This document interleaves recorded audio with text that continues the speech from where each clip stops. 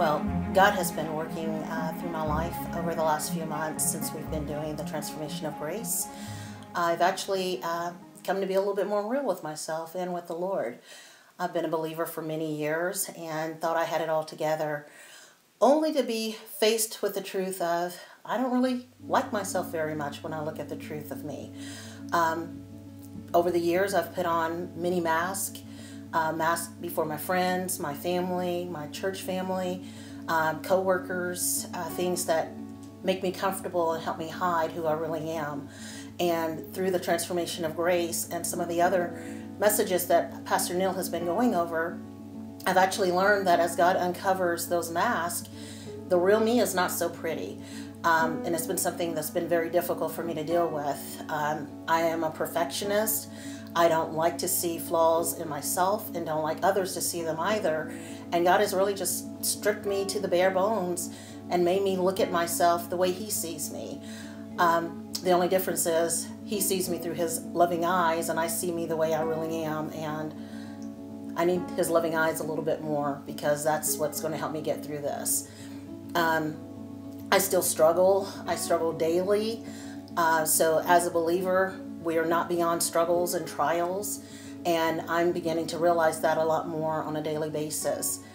I'm thankful that He's showing me. I just wished it was years ago so that I could be a little bit further into where He wants me to be, but all things work out for His good, and I'm thankful that He's showing me now because He's bringing people across my path that I can't be fakers with. I've met many people, even in our cell group, that are needing what's real, and people that I work with that need to know what's real. And if we're going to win the masses, we have to be real with the people. We can fool a lot of the people some of the time, but we can't fool everyone all of the time. And I'm learning to deal with that, and it's been an interesting journey, and I'm looking forward to see what He's going to continue to do through me. Well, this series on transforming grace has, for me anyways, been a very sobering and humbling experience. There's something about looking in the mirror of grace that just lays you bare and just strips you of all those things that you feel like you've got to hold on to. When you're staring in that mirror of grace, it's very unsettling sometimes, because you're basically naked before the Lord, and you don't have the comforts of those things that you wrapped yourself in and hid those things from the Lord and hid those from others. And it's, you know, when you peel those layers off, you see things that you really don't want to see. I see in myself personally selfishness and pride. Pride's a big issue for me,